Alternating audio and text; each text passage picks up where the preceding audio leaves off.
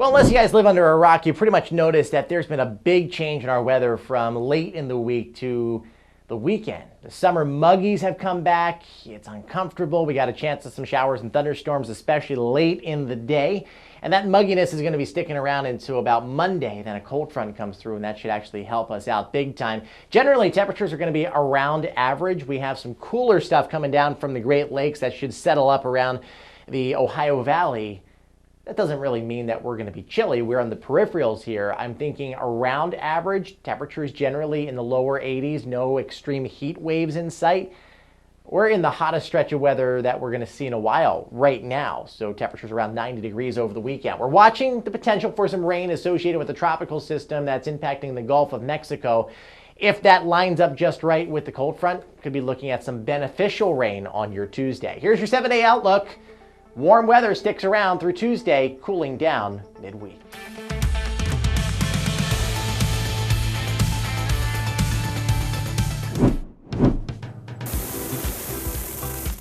Here at River Street Sweet Savannah Candy Kitchen, we offer happiness through candy.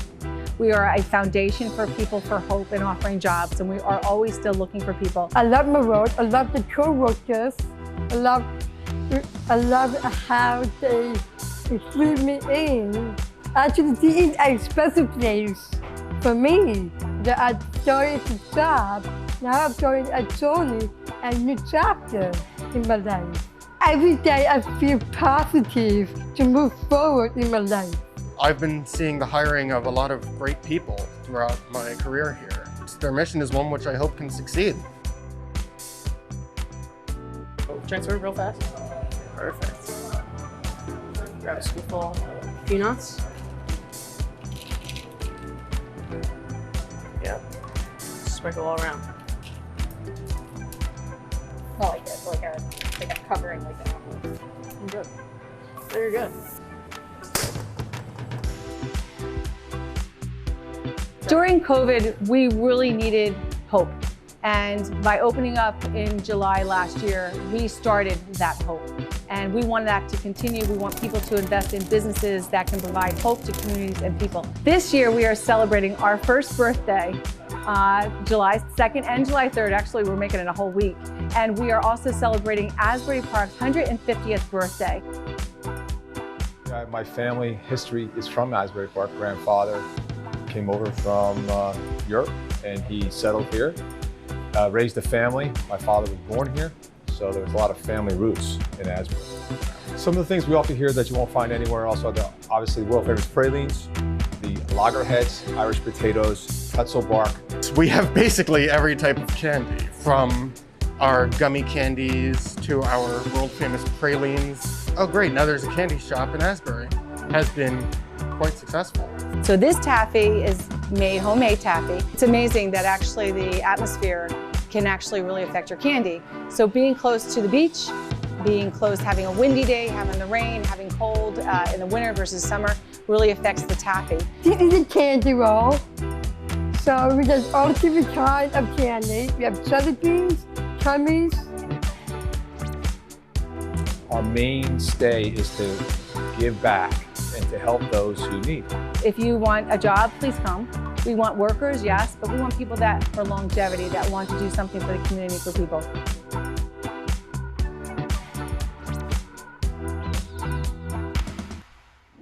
Welcome back to Jersey Matters. I'm Larry Mendte. In this post-pandemic world where remote learning and remote work has become the norm, cybercrime is on the rise. Jersey Matters, Phil Andrews has some tips to keep you from becoming a victim. Phil. Yeah, during the height of the pandemic, most of us, if not all of us, were forced to communicate via our computers and, of course, social media. Businesses had their employees work via the computer virtually. Schools did virtual learning, so did colleges. And many political events and political gatherings and meetings were also done virtually.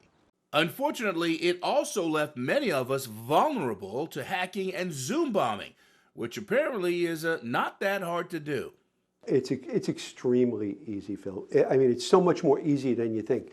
See, the problem with video conferencing, a company like a Zoom, and by the way, it's not just Zoom, there are many other companies similar, that The way that they architected their system was to just share a link.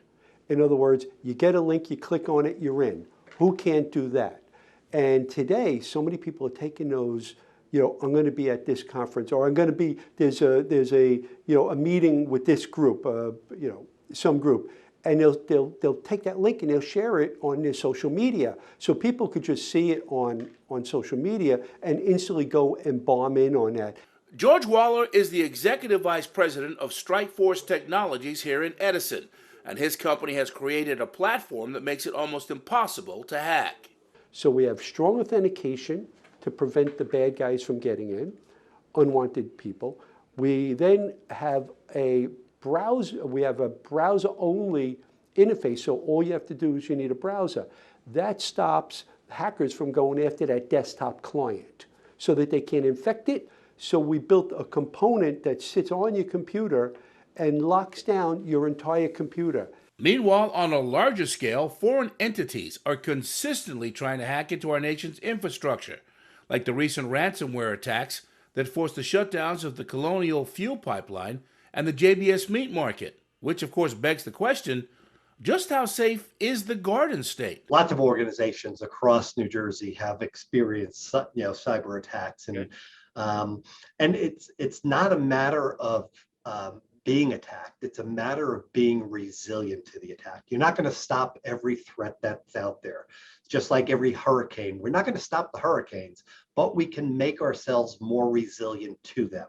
Michael Garrity is the Chief Information Security Officer for the state of New Jersey, and it's his job to keep an eye on cybersecurity. What about the average American sitting at home in their family room, on their desktop, on their laptop, working on their computer? What advice would you give them to avoid being attacked? Make sure you use strong passwords that are unique to each online service.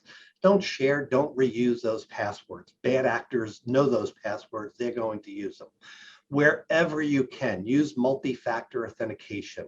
And I say that because passwords are not good enough anymore. We see so many compromises because people use the same passwords over and over and over. Bad guys get them, and now they're using them in their place. So multi-factor authentication is something which is your password, as well as something that you have. And that may be your cell phone that you receive a token to when you're authenticating to an online service. Use those wherever possible. Keep your devices up to date with the latest security patches, and download them and update them as soon as they become available. Install good antivirus software and keep that up to date as well. And then treat every unsolicited email, text, message, and phone call with a healthy dose of suspicion.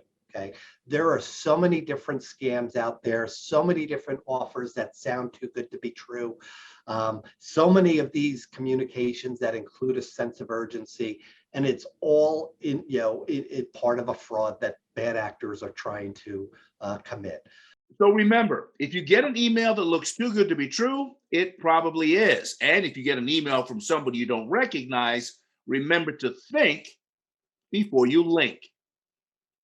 For Jersey Matters, I'm Phil Andrews.